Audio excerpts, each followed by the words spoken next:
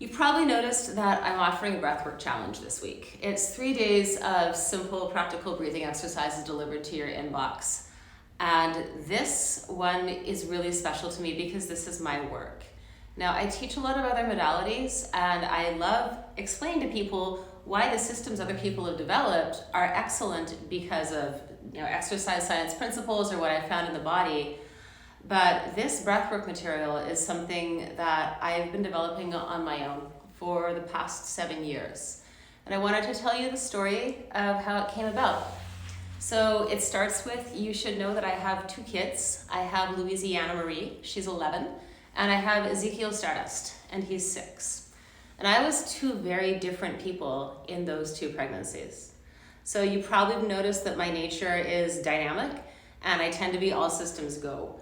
Well, this is me calmed down at 44. You should have seen me at 30, which I was 31 when I got pregnant with Wheezy. So in that pregnancy, there was a lot of, you will not stop me. And I think I was adamant and almost defiant against the body changes I was going through because I was determined to continue achieving my goals. I had no idea how children would change not just my life, but also my personality around things like that. So I was at the beginning of my journey as a master trainer in the gyrotonic educational system. And for example, at 5 months, I was studying in Münstertal, doing back-to-back courses with Juliu, abdominals, the whole thing. I didn't ever really let it stop me. And in hindsight, pretty soon after I had Louisiana, I realized that attitude hadn't helped my body prepare for birth. It certainly hadn't prepared me for the year of full stop. You're caring for this tiny being that just came out of your body. And I felt like I lost a lot of the opportunities to have learned from the experience of growing a human. So Ziggy's pregnancy was very different. And before we get into his pregnancy, there's one other story I need to tell you. Iran, my husband, and I got married at 3 months into my first pregnancy. I had the gown of my dreams. Did not make it myself because I didn't want to be my own bridezilla, so I founded a bridal shop. It had a lace-up corset, I still have it, a good 10-foot train. I wanted to look like that image of Lady Di when her train was like going out of the church as she was walking in, and I did my best to achieve that. And at the wedding dinner, at the reception, I realized I had 2 choices. I could eat or breathe, not both. And that just continued on through the pregnancy. So now we're gonna go into Ziggy. And when we chose to have Ziggy, I created a very different mandate for myself throughout the pregnancy. And it was that I wanted to be able to eat and breathe. So, of course, there were a lot of other emotional factors within that, but this is like fundamentally what happened was I began to prepare my body to stretch out. I wanted spaciousness on the inside. And so from very early on, I would eat as much of the meal as I wanted to, and then I would lie down and I would start to practice very deep breathing exercises on top of all the food.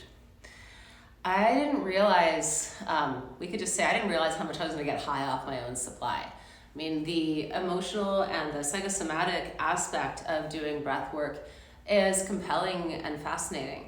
And I'm sure that because of also like the hormones flooding my body, there was a lot of work going on that wasn't just breath work, but that was really what kind of kicked it off. And I began to discover in the breath that I could start to really like hold shapes and direct my inhalation to the places that were feeling stuck, the places that I hadn't been able to breathe, or just like what hadn't been working. And I also have been doing a lot of anatomical reading at that time, primarily with Blondine Collet-Germain and Tom Myers. Not, just with Tom Myers, not the anatomy trains.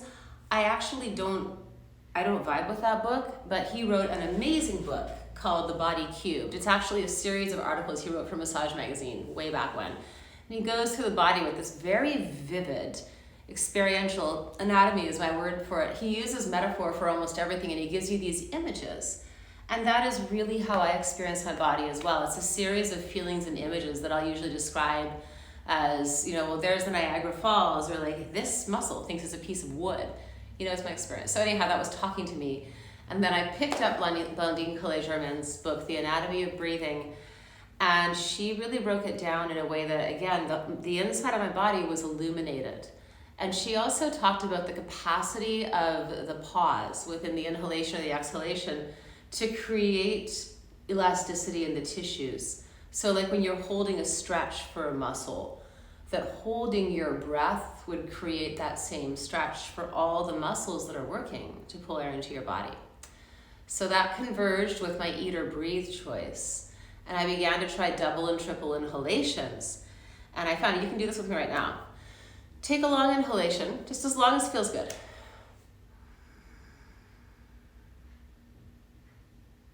And now just hold that breath for as long as feels good to you.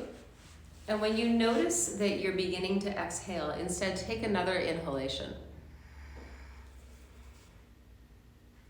So if you've never done that before, it's shocking that you have a whole other capacity for that. Hold that. And I promise you won't explode. Take another inhalation.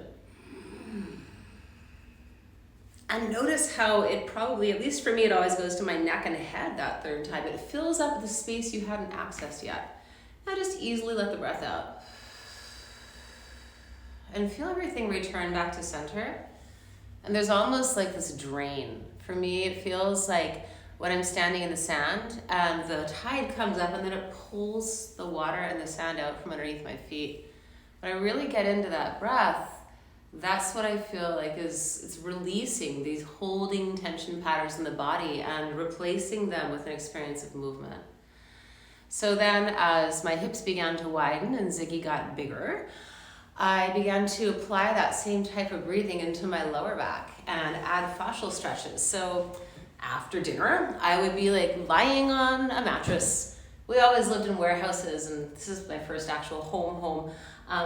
We always had a mattress on all of our floors, so in the living rooms. So I'd be lying on this mattress and usually like kind of off to the side, and I would be grabbing the base of my femur and bringing the tongue over my mouth and snoring breath into the base of my pelvis, and then beginning to work with that inhalation to unwind all the tension around the top of my trochanter.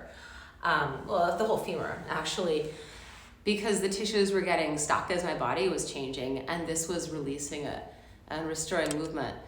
It kept me going. And then I started to experiment because I was feeling really good and my body was feeling excellent. It was like 6 months in, I taught gyrokinesis happy moves update, 3 days, and had all these modifications that I created for myself for prenatal stuff for day 1, but by day 3 I didn't even need them. Everything kept moving, and even though I had this growing human, my body was just forming around it. So I started sharing my pregnancy videos online.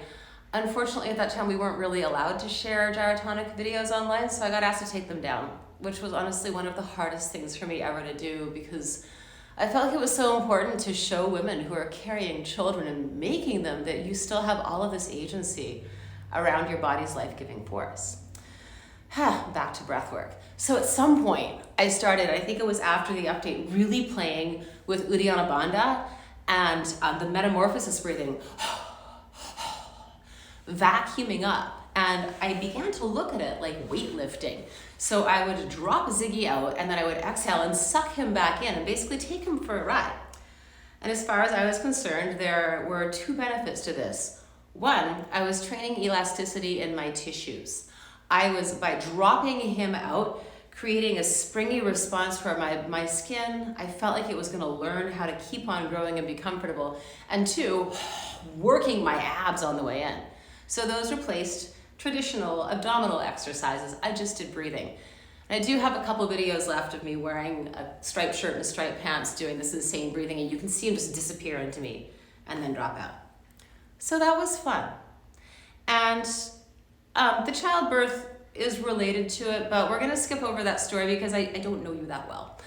But then after I had Ziggy out of me, like the next day, one of my best friends came over to deliver food, And he'll never stop telling the story about the day after I delivered Ziggy. I was like bounding down the steps to go and give him and his wife a hug. And he was just shocked because he had been expecting me to be bedridden and like to bring the food and to take care of me. And I was just like good to go. And then a week later, my godmother exclaimed, "Oh my God, Dominique, you don't even look pregnant anymore from the side." Now, if you haven't had a child, you may or may not be aware that your body just doesn't reform magically after you push this human out of your pelvis. It stays like that for a while. You still look pregnant. Mine didn't. All of my tissues just went right back in. And somewhere on my social media was a picture that she took of me sideways 7 days after pushing Ziggy out of my body. And you could barely even tell that I had had a child in there. And I think that was like the biggest testament to the power of breath to create elasticity and resilience in the tissues of your body, and how you can let your body reform by working the interior.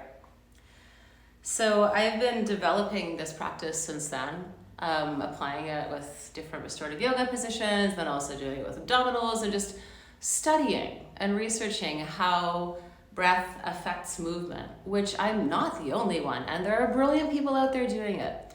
The Core Breathwork is my material, and I would love it if you would join me for this 3-day challenge. It's free. I'd love to hear what you think about it and how it helps you. And if you do want to do more, yeah, of course I'm offering a paid series. This is what we do. And it's 3 90-minute classes on Thursday nights, because that's my night for group class. So that's in August if you're interested. I have links in my bio for all of it. But that's the story of how my own thing came to be. So thanks for listening.